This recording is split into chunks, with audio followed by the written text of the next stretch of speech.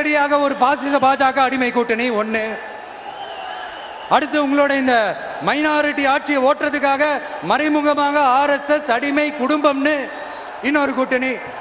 இப்படி மக்கள் சக்தியே இல்லாத இந்த ஊழல் கட்சிகளை மிரட்டி அடிபணிய வச்சு 2029 வரைக்கும் சொகுசு பயணம் போயிடலாம்னு திட்டம் தீட்டி வச்சிருக்கிறீங்க. அதானே ஜி? என்ன ஜி? ஒண்ணு மட்டும் சொல்றேன், தெரிஞ்சுக்கங்க. என்னதான் நீங்க இந்த நேரடி மறைமுக கூட்டணி குட்டிகரணம் போட்டாலும் தாமரை இலையில தண்ணியே ஒட்டாது. தமிழக மக்கள் மட்டும் எப்படி ஒட்டுவாங்க?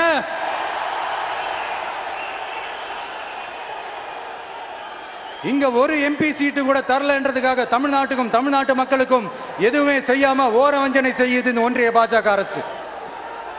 சங்கம் வச்சு தமிழ் வளர்த்த மண் இந்த மதுரை மண். அதனால இங்க அந்த கீழடியில கிடைச்ச ஆதாரங்களை எல்லாம் மறைச்சிட்டு எங்க நாகரிகத்தையும் எங்க வரலாறையும் அழிக்கிறதுக்காக உள்ளடி வேலை செய்யலாம்னு நினைக்கிறீங்க. தமிழ்நாட்டை தொட்ட என்ன நடக்கும் நீங்க பல உதாரணங்கள் இருக்குது. அதனால இதையெல்லாம் மறைச்சிட்டு எங்க மக்களை ஏமாத்திடலாம்னு மட்டும் நினைக்காதீங்க. மத நல்லிணக்கத்திற்கு பெயர் பெற்ற இந்த மதுரை மண்ணிலிருந்து சொல்றேன், உங்க எண்ணம் எல்லாம் ஒரு நாளும் ஈடேறாது.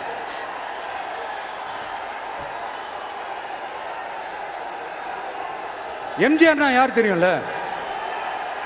அவர் மாஸ்னா என்னன்னு தெரியும்ல?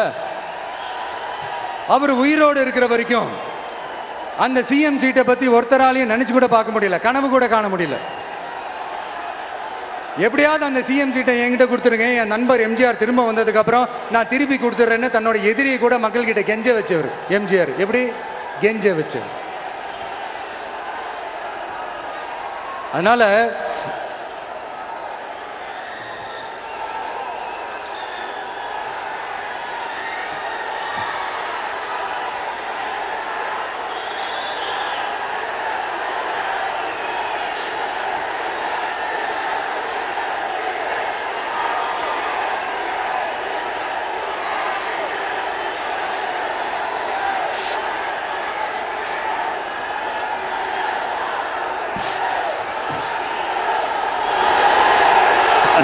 ஆனா இப்போ அவர் ஆரம்பிச்ச அந்த கட்சியை, எம்ஜிஆர் அவர்கள் ஆரம்பிச்ச அந்த கட்சியை கட்டி காக்கிறது யாரு? இன்னைக்கு அந்த கட்சி எப்படி இருக்குது? அதை நான் சொல்லிதான் உங்களுக்கு தெரியணுமா? அப்பாவி தொண்டர்கள் அதை வெளியில சொல்ல முடியாம வேதனையில தவிக்கிறாங்க. 2026 சட்டமன்ற தேர்தலில் யாருக்கு ஓட்டு போடணும், எப்படிப்பட்ட ஆட்சி இங்க அமையணும்னு அந்த அப்பழுக்கற்ற அந்த தொண்டர்களுக்கும் ரொம்ப நல்லாவே தெரியும். அதனால என்ன வேஷம் போட்டுக்கிட்டு பாஜக இங்க தமிழ்நாட்டுக்குள்ள வந்தாலும் அவங்க வித்தை எல்லாம் இங்க வேலைக்கே ஆகாது. இப்படி பொருந்தா கூட்டணியா இந்த பாஜக கூட்டணி இருக்கிறதுனால இப்ப ஆட்சியில இருக்கிற இந்த வெற்றி விளம்பர மாடல் திமுக என்ன செய்யுதுன்னு தெரியும்ல? பாஜகவோட உள்ளுக்குள்ள ஒரு உறவை ஒண்ணு வச்சுக்கிட்டு வெளியில எதிர்க்கிற மாதிரி ஒரு டிராமா ஒண்ணு பண்ணிக்கிட்டு, எதிர்கட்சியா இருந்தா போங்க மோடின்னு பலூன் விடுறது, ஆளுங்கட்சியா இருந்தா வாங்க மோடின்னு கொடை பிடிச்சுக்கிட்டு கும்பிடு போடுறது. இது மட்டுமா? ஒரு ரைடுன்னு ஒன்று வந்துட்டா போதும், இது வரைக்கும் போகவே போகாத ஒரு மீட்டிங், அதை காரணம் காட்டி டெல்லிக்கு போறது, அங்க ஒரு சீக்கிரட் மீட்டிங் நடத்துறது. நல்லா நோட் பண்ணணும் மக்களே, அந்த மீட்டிங் அப்புறம் இந்த இஷ்யூ அப்படியே காணாம போயிருக்குமே. அதேதான் Stalin uncle, what uncle, is very wrong uncle.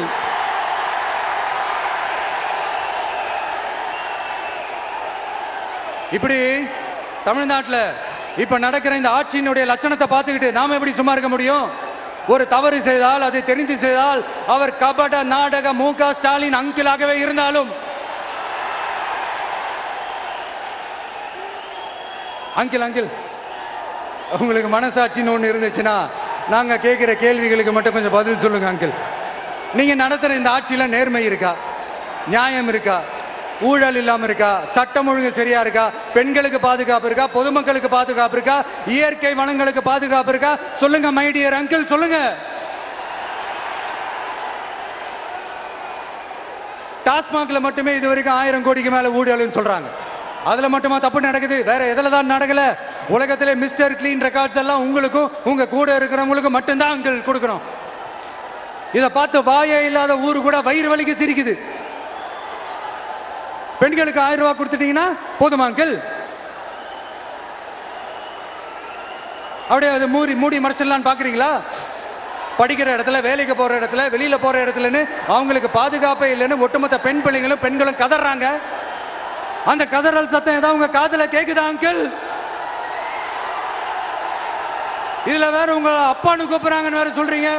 What is this uncle? Is very very wrong uncle, is very very wrong. பெண்களுக்கு மட்டுமா பொய் வாக்குறுதி கொடுத்து ஏமாத்துறீங்க? அரசு ஊழியர்கள், ஆசிரியர்களை ஏமாத்துறீங்க, விவசாயிகளை ஏமாத்துறீங்க, பரந்தூர்ல பாதிப்பே வராதுன்னு சொல்லி ஏமாத்துறீங்க, மீனவர்களை ஏமாத்துறீங்க, போதைப் பொருள் கலாச்சாரத்தை ஒழிக்காம ஏமாத்துறீங்க. ஐயோ ஐயோ ஐயோ, very very first uncle, very very first. எப்படி கேட்டாலும் இவங்க கிட்ட இருந்து எந்த பதிலும் வரப்போறதில்லை. ஏன்னா இருந்தா தானே. இப்ப ஆட்சியில இருக்கிற நம்மளுடைய அங்கிள் பதில் சொல்றது இருக்கட்டும். மக்களை நீங்க சொல்லுங்க, நீங்க உண்மையை சொல்லுங்க. செய்வோம் செய்வோம் செய்வோம் செய்வோம்னு சொன்னாங்களே, சொன்னதெல்லாம் செஞ்சாங்களா? உங்களை தான் கேட்கிறேன், சொன்னதெல்லாம் செஞ்சாங்களா? சத்தமா சத்தமா மை டியர் அங்கிள், கேக்குதா? மக்களோட சத்தம் கேக்குதா? இது வெறும் சாதாரணமான முழக்கம் தான். கூடிய சீக்கிரம் மக்களை போய் சந்திக்க போறேன், அவங்களோட மனசு விட்டு பேச போறேன். அதுக்கப்புறம் இந்த சாதாரணமான முழக்கம் இடி முழக்கமா மாறும். அத்தோட நிக்காது. அந்த இடி முழக்கம் தமிழ்நாட்டோட போர் முழக்கமா மாறும். அந்த போர் முழக்கம் உங்களை ஒரு நிமிஷம் கூட தூங்க விடாது. நடக்குதா இல்லையான்னு பாருங்க. என்னடா இவன் இவ்வளவு ஸ்ட்ராங்கா சொல்றானேன்னு பாக்குறீங்களா? எல்லாரும் கட்சி ஆரம்பிச்சதுக்கு அப்புறம் தான் ஒவ்வொரு வீட்டுக்குள்ளேயும் போறதுக்கு ட்ரை பண்ணுவாங்க. ஆனா நாங்க அப்படி இல்லை. ஒவ்வொரு வீட்டுக்குள்ளேயும் போனதுக்கு அப்புறம் தான் கட்சியாவே ஆரம்பிச்சிருக்கிறோம்.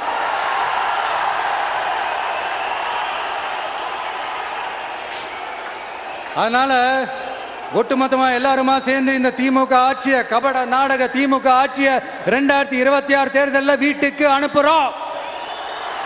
வீட்டுக்கு அனுப்புறோம். என்ன நண்பா, சரிதானே? என்ன நம்பி செய்வீர்கள் தானே? இப்போ உங்களுக்கு சின்னதா ஒரு சர்ப்ரைஸ். நம்ம கட்சியினுடைய வேட்பாளர் பட்டியலை இப்ப நான் அறிவிக்க போறேன். மதுரை கிழக்கு வேட்பாளர் விஜய். இன்னும் முடிக்கல. ஒரு நிமிஷம், இன்னும் முடிக்கல. மதுரை மேற்கு வேட்பாளர் விஜய்.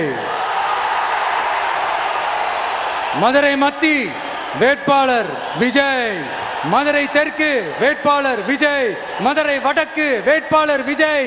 மேலூர் விஜய். சோழவந்தான் விஜய். திருப்பரங்குன்றம் விஜய். திருமங்கலம் விஜய். உசிலம்பட்டி விஜய்.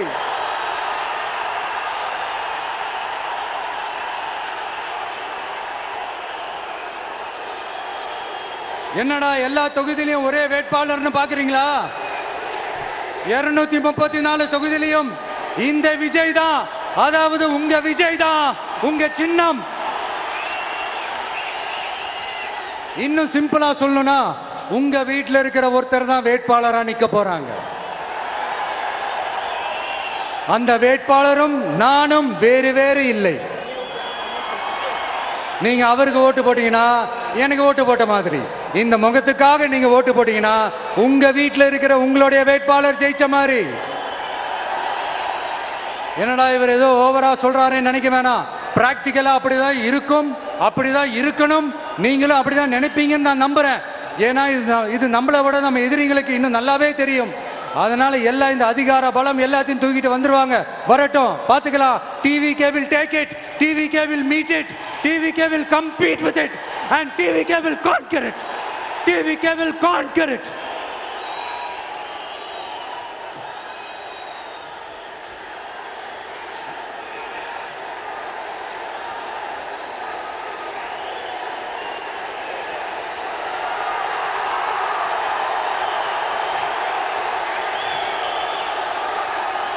இந்த நேரத்தில் நம்ம மனசுல இருக்கிறத மக்கள் கிட்ட சொல்லி ஆகணும். தூத்துக்குடி ஸ்னோலினோட அம்மா என்ன அவங்களோட தம்பி, இன்னும் அவங்க பொண்ணுக்கு நான் தாய் மாமன்னு சொன்னாங்க.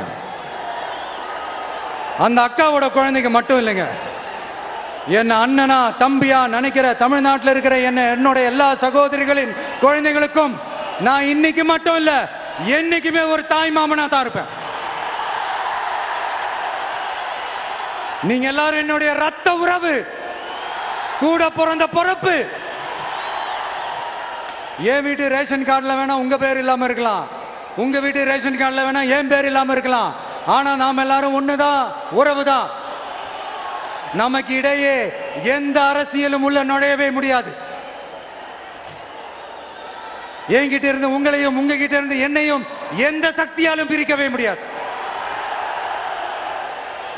அப்புறம் நான் ஒன்னும் இந்த மார்க்கெட் போனதுக்கு அப்புறம், ரிட்டையர் ஆனதுக்கு அப்புறம் அடைக்கலம் தேடி அரசியலுக்கு வரல, படைக்கலனோட வந்திருக்கிறோம். பவர்ஃபுல் போர்ஸோட, மாபெரும் படை வரிசையோட, எல்லாத்துக்கும் தயாராகி தான் வந்திருக்கிறோம். இவ்வளவு தயாரா நாம அரசியலுக்கு வர்றதுக்கு ரொம்ப ரொம்ப முக்கிய காரணம் ஒண்ணு இருக்கு. அது என்ன தெரியுமா? நன்றி கடன், நன்றி கடன், நன்றி கடன்.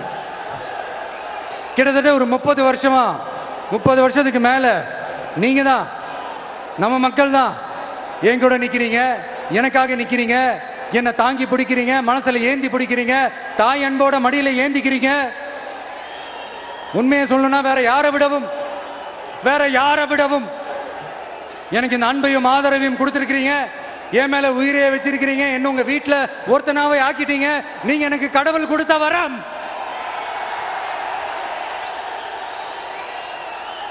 உலகம் பூரா நமக்காக நம்ம கூட நிக்கிற நம்ம மக்களை நான் எப்படி மறப்பேன்? நான் என் லைஃப்ல ரொம்ப உயிரா நினைக்கிறது பெண்களை, குழந்தைகளை, இளைஞர்களை, உழைக்கிற மக்களை தான். இவங்க தான் நம்மளோட வகைரா. இதை பார்த்துதான் நம்மளோட எதிரிகளுக்கு பத்தி எரியுது. அதுக்காக நாம் என்ன செய்ய முடியும்?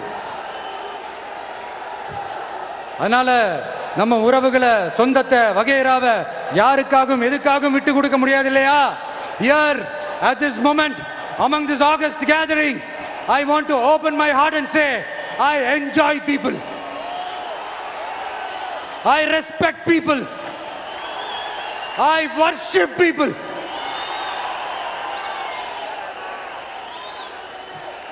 சரிப்பா, இவ்வளவு செஞ்ச நம்ம மக்களுக்கு நன்றி கடனா உன்னால முழுமையா செலுத்த முடியுமான்னு கேட்டா சத்தியமா சொல்றேன், என்னால முடியாதுதான். இன்னும் எத்தனை ஜென்மம் எடுத்தாலும் அந்த நன்றி கடனை என்னால தீர்க்கவே முடியாது. அப்புறம் என்ன மானாவு கடா நீ வந்திருக்க அதானே கேக்குறீங்க? மைண்ட் வாய்ஸ் கேட்ட மாதிரி இருந்தது. வாழ்நாள் முழுக்க நம்ம மக்களுக்காக ஆதரவா துணையா நிக்கிறத தவிர, அவங்களுக்காக உழைக்கிறத தவிர எனக்கு வேற எந்த எண்ணமும் இல்லை. எனக்கு இப்ப வேற வேலையும் இல்லை. இனிமே எனக்கு இதுதான் என் வேலையே, என் கடன். இனி என் மக்களுக்கு பணி செய்து கிடப்பதே. இப்படியா ஹார்ட் டு ஹார்ட் யதார்த்தமா பேசிய பழகிட்டோம். இதுக்கு மேலேயும் எனக்கும் மக்களுக்கும் இடையே இருக்கிற அந்த உறவை பத்தி நான் பேச ஆரம்பிச்சேன்னா ஒரு மாதிரி எமோஷனல் ஆயிடுவேன். அப்புறம் அதை கண்ட்ரோல் பண்றது ரொம்ப கஷ்டம். அதனால என்ன மனசார நேசிக்கிற நம்ம மக்களுக்கு ஒன்றே ஒன்று சொல்றேன். இந்த விஜய் உங்க விஜய், உங்களுக்கான விஜய், உங்களுக்காக மட்டுமே இருக்கிற விஜய்.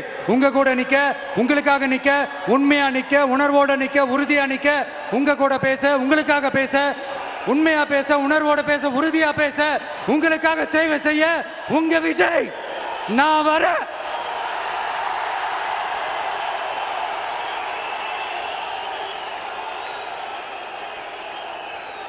சொல்லல முக்கியம், செயல் செயல் செயல் தான் முக்கியம்.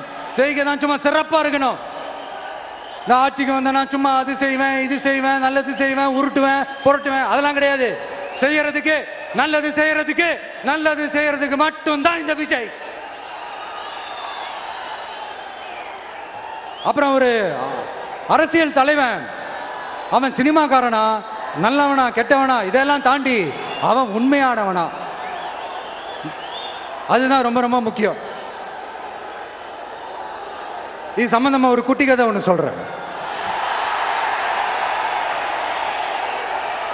ஒரு நாட்டில் ஒரு ராஜா தனக்கு பக்கபலமா இருக்கிறதுக்காக கூட துணையா இருக்கிறதுக்காக ஒரு தளபதியை தேடுறாரு. சரியான தகுதிகளோட ஒரு 10 பேர் செலக்ட் ஆகுறாங்க. ஆனா அதுல ஒருத்தர் மட்டும் தான் செலக்ட் பண்ணணும். அதனால அந்த ராஜா என்ன பண்றாருன்னா ஒரு டெஸ்ட் வைக்கிறாரு. அந்த 10 பேர் கையிலையும் விதை நெல்லை கொடுத்து இதை நல்லா வளர்த்து கொண்டு வாங்க, ஒரு 3 மாசம் கழிச்சு வாங்கன்னு சொல்லி அனுப்பி வச்சிடுறாரு. 3 மாசம் கழிச்சு வரும்போது அதுல ஒருத்தர் ஆளு உயரத்துக்கு வளர்த்திருந்தாரு, ஒருத்தர் தோல் உயரத்துக்கு வளர்த்திருந்தாரு. அதுல ஒரு 9 பேரும் நல்லா வளர்த்து கொண்டு வந்திருந்தாங்க. ஒருத்தர் மட்டும் வெறும் தொட்டியோடவே வந்தாரு.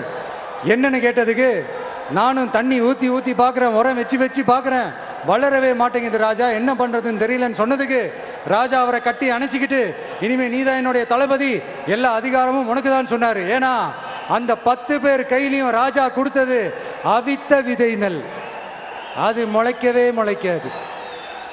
அந்த 9 திருட்டு பயலும் என்ன பண்ணிருக்காங்கன்னா வேற விதை நெல்லை வாங்கி அதை வளர்த்துட்டு ராஜாவையும் மக்களையும் ஏமாத்திருக்கிறாங்க. ஆனா இவர் மட்டும் உண்மையை போட்டு உடைச்சிட்டார். அதனால ஒரு நாட்டுக்கு திறமை எந்த அளவுக்கு முக்கியமோ அந்த அளவுக்கு உண்மையும் நேர்மையும் முக்கியம். இப்போ நீங்க எல்லாரும் தான் அந்த ராஜா. நீங்க தேர்ந்தெடுக்க போற அந்த தளபதி